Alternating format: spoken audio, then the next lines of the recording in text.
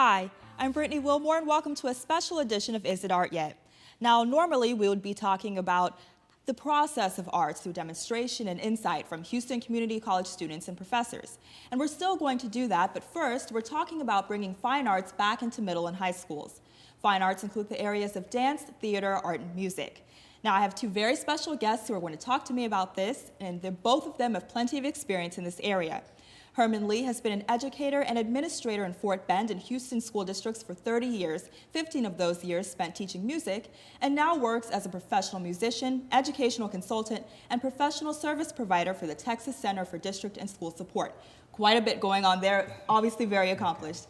The next person is Kimala Ross. She's taught for over 15 years at Houston area schools. She's also served as a choir director, and now she's a music specialist with Fort Bend ISD. But now she also lends her expertise at Houston Community College as a vocal and choral music instructor. Plus, she's brought along her choir students who we'll hear from a little bit later.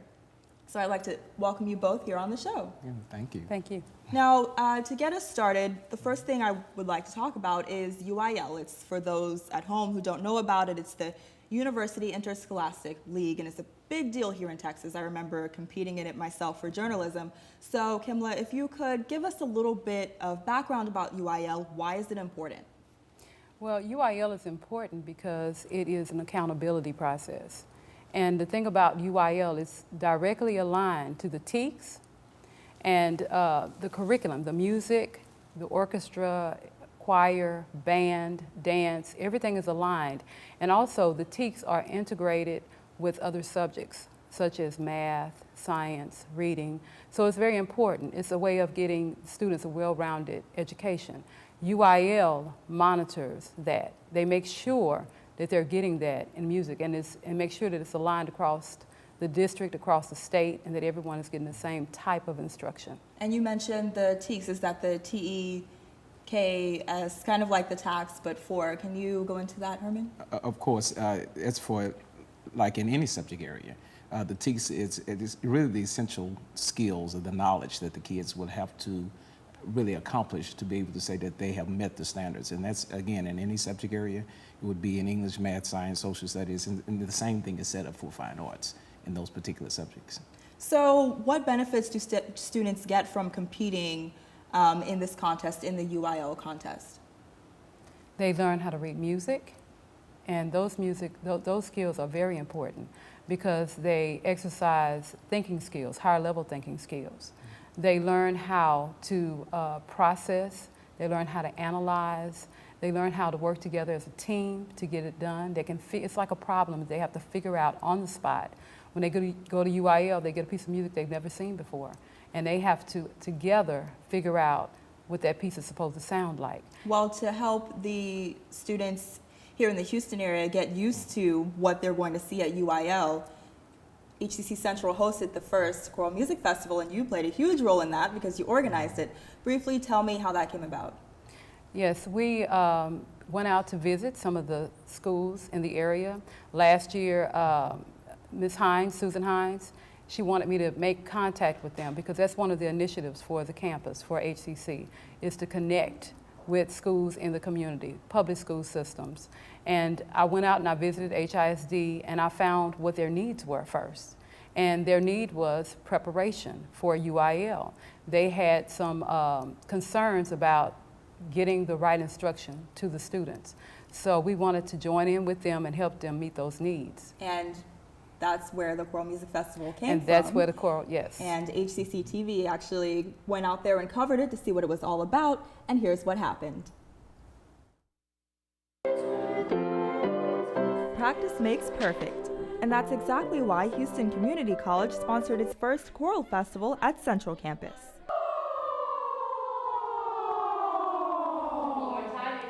The festival gave high school choirs from around Houston the opportunity to prepare for University Interscholastic League, or UIL, competition. It helps you to see where the pitfalls, or you have the other ears, people listening to your group, giving you some good constructive criticisms to help you be the best that you can be for your UIL concert. Students warmed up before heading to sight singing and then taking the stage.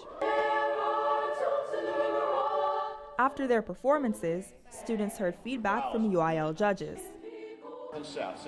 Sing miles for me. Ready? These clinics were a way for students to tweak their skills. You get to see how different people understand the music, interpret the music, how they deal with the different choral tones, the intonations, everything. You get to hear different people, more diverse environment.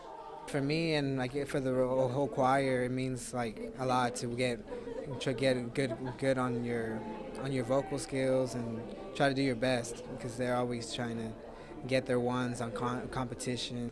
One would be rated as the best. And helping students be their best is why HCC choir student Dante Anderson volunteered at the festival. I feel really good trying to help out the school that helped me so much, because if I hadn't come here, I don't know what I'd be doing right now. Anderson has come a long way since joining the choir program at HCC. When I came here, I could sing, but just nobody could hear me. And that's what my voice teacher said, I sound like a little mouse. And now she helped me grow and build strength, and now I can sing opera. Whether it was getting students ready for UIL or introducing them to various colleges, the festival came down to outreach.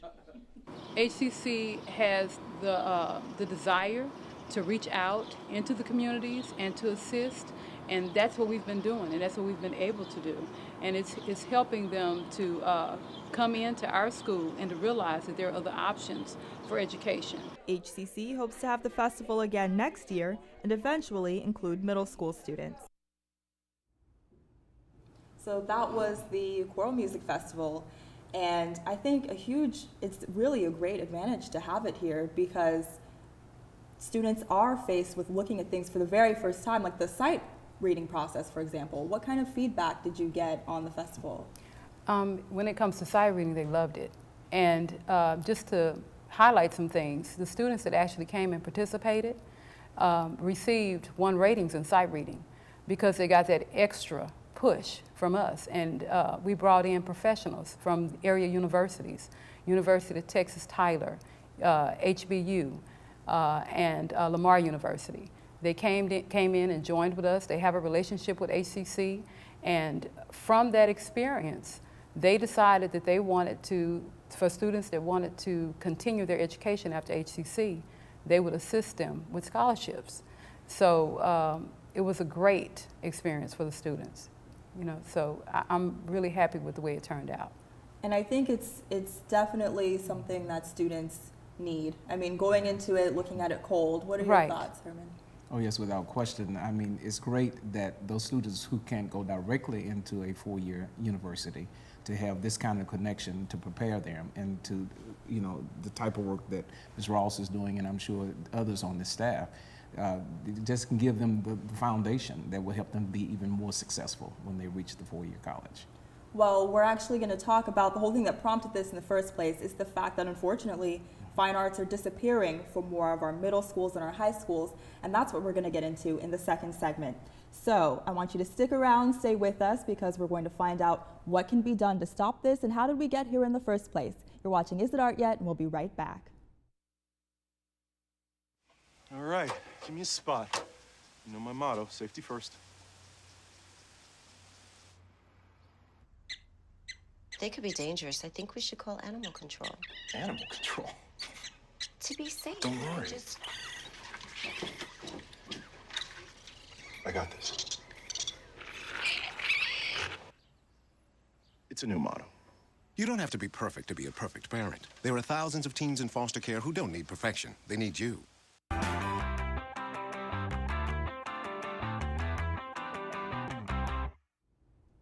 Welcome back. Today we're talking about the importance of having fine arts back in the schools. And there's actually a really interesting statistic. In 2011, the Texas legislature cut $5.4 billion from education. And of course, fine arts, unfortunately, is usually the first type of program to get cut on that. So it's most unfortunate, I think, because a lot of times the arts and academics are tied together. So what kinds of ways do students benefit from having both of those? Well, it's very important that fine arts continue, and especially for all students. And even though you mentioned about the fact that cuts took place, it usually depends on how valuable it is to that administration or that community whether or not fine arts will continue.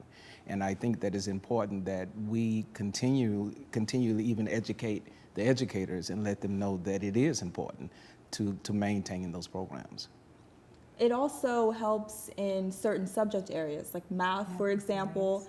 I know that we were talking a little bit earlier, and how about the students who were in music programs are usually the ones that get accepted to the medical schools? That's right. From a lot of studies, and most recently I read that 66% of all music students that apply to medical schools are accepted. That's opposed to 44% of biochemistry majors, which was shocking to me.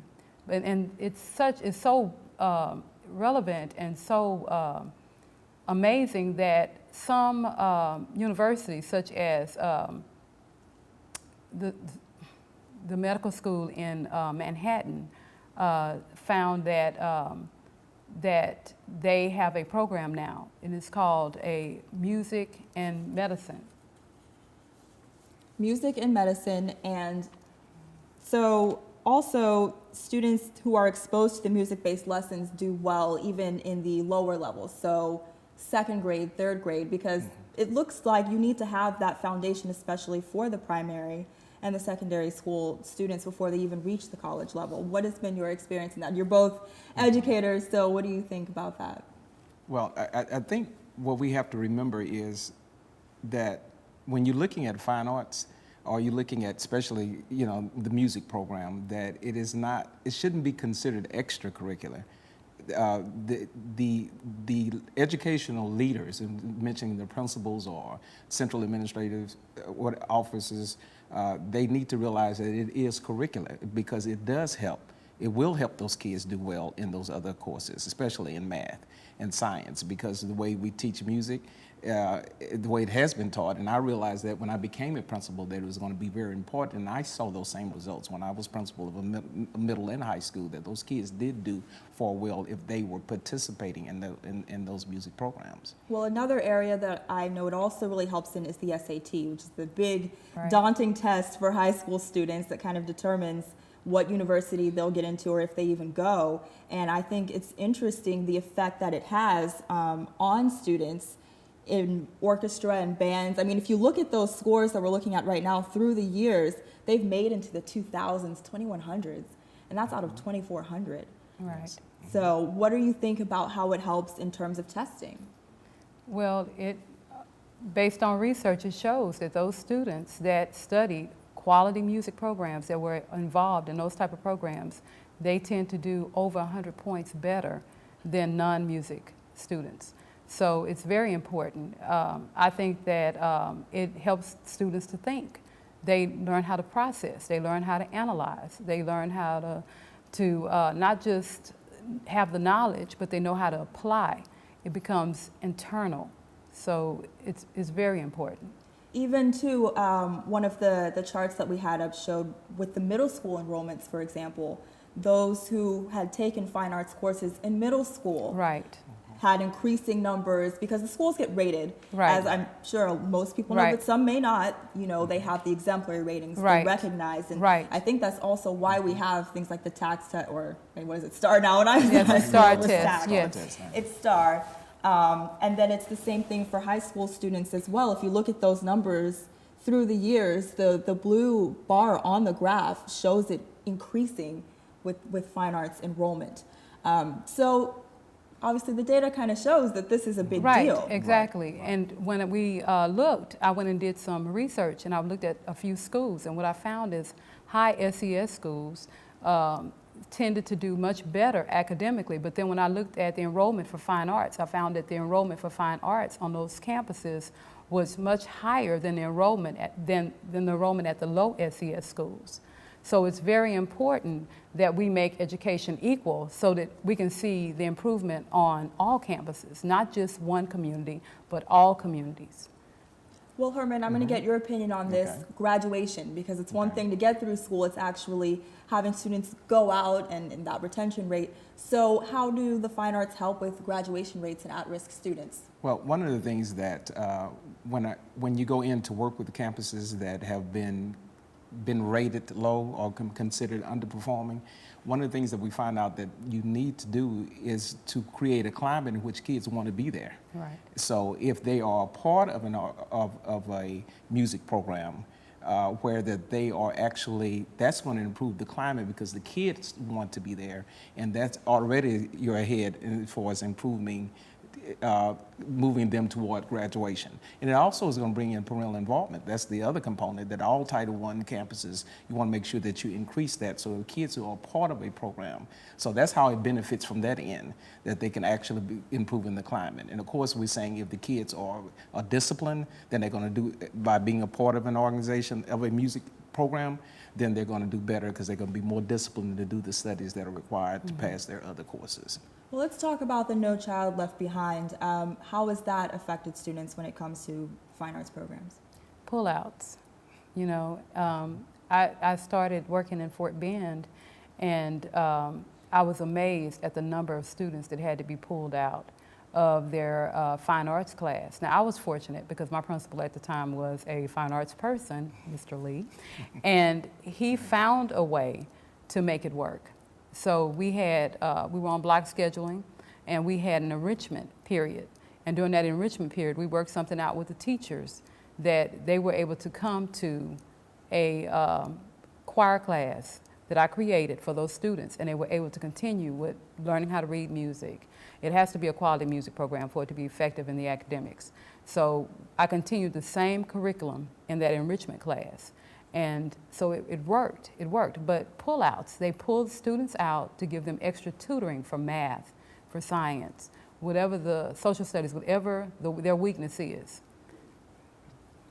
I just want to add just quickly, and it is a area that principals have to address. They are looking for ways to increase learning time for their kids. So at this time, I know I'm spending a lot of time working with principals to do creative scheduling in a way in which that they can find ways to increase their time to service those kids in math or those subjects that they're going to need for testing, but yet not destroy a music program, but to also to maintain that so that those kids can be a part of that program.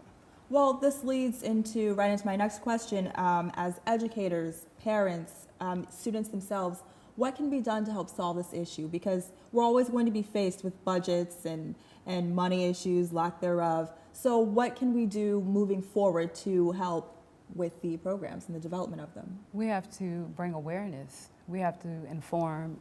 It has to start from the top. And I would say administrators have to see the importance of education, music education. They have to see the importance of a well-rounded education for the child. If they don't see the importance of it, we're fighting a losing battle. So that's why we have to start. Yes, and I agree. And again, being creative, looking at your schedules and really looking at those minutes and finding how you can partner with your music educators, that they can assist you in getting the tasks that you need to have done as far as helping kids, doing that, and also being creative with budgets and looking at ways that you can move monies in a way that still can support those programs. Do you have any examples or anything like that of maybe what an educator or a teacher could do?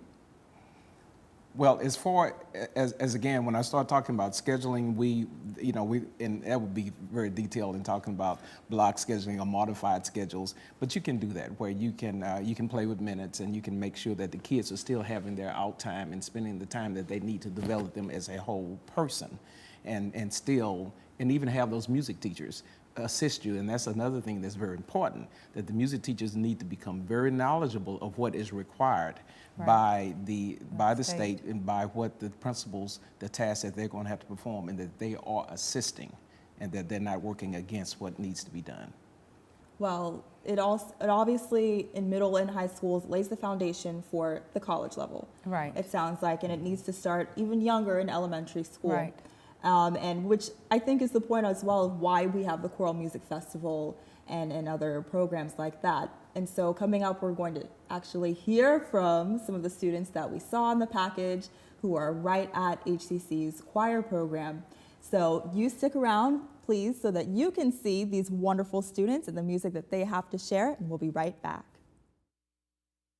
We are different. Society should aspire to be more like us. Be part of the first class. Get energized. Get outside. Hold on, guys. It's gonna get bumpy. And get moving. Experience the power of physical activity.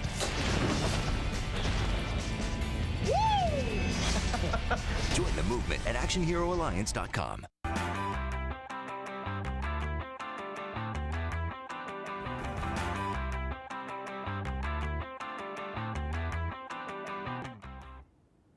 Welcome back.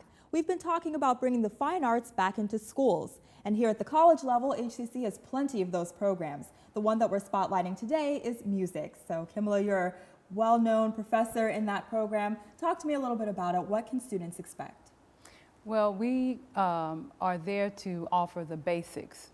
So the students are prepared to go to a four-year college, a four-year university to complete a music degree. We have anything from music appreciation to Theory 1 all the way up to Theory 4. We even have songwriting. So it's a very versatile department. It's very strong in vocal music now. It's really developing, and instrumental music. We have partnerships with other four-year colleges. So we're there to prepare them and help them on their way. What kinds of partnerships are there? Well, we have a partnership with University of Texas in Tyler, so that when they finish with us, they can go directly into that university, and there are even scholarships available for those students. We also have one with Prairie View University, and Dr. Jan Taylor was here just a couple of days ago, and she made an offer to the students, and she has scholarships for transfer students, students that complete their two-year degrees here, and she's very interested in our program, so, and also Lamar University. And they came by way of our festival, choir festival. So I had a long relationship with them. They came over, met with us, saw the program, was very interested, and decided they wanted to continue the partnership. But students who maybe aren't sure if the four-year route is right for them, could a student come to HCC, get some type of certificate or degree in music, and then just go out and start working? Yes, they can do performance, degrees, and they can start performing in that way. Now, if they want to do education, then when they leave us, they need to go and get the extra 2 years. It's very important. I mean, you cannot pass a state-mandated test without that information that you get the last 2 years of a degree, four-year degree. So you have some choir students here with you. This Yes. is, which choir class is this? This is our Prim of the Prim choir. This is our top choir. Wonderful, we have the best. Yes, and we have voice students in here. We have music majors. We have some students that they have other disciplines, other majors, but they decided they wanted to keep singing, after high school. Some of them haven't had any background, and they just started when they got here. And they need their 2-year ensemble credit, so they took choir. Well, I'm excited to finally hear them. They're going to do 3 different pieces, Right. and they're actually going to take us out. We're going to finish the show with these lovely choir students from HCC. Thank you so much for watching, and we'll see you next time on Is It Art Yet?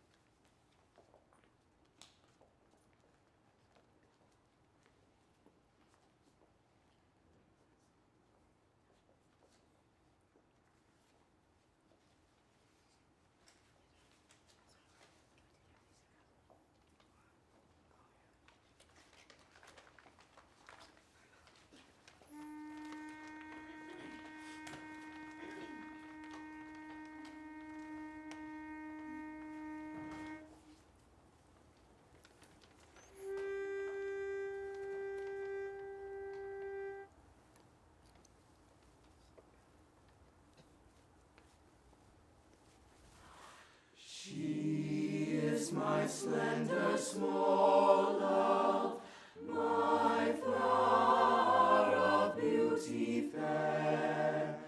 From the whiteness of her little feet to the shining of her hair, more fair she is than April rain on daffodil or tree. She is my slender small love, my flower of beauty.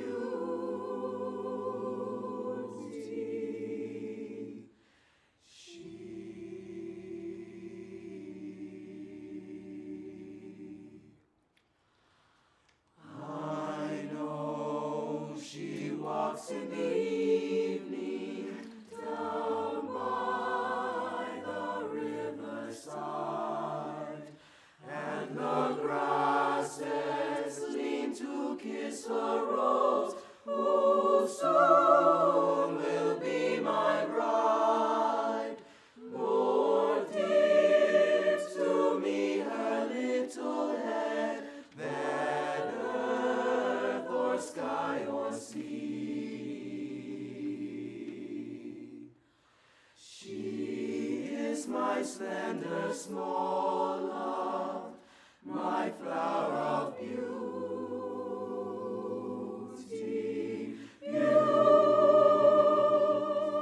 Beauty, my flower of beauty.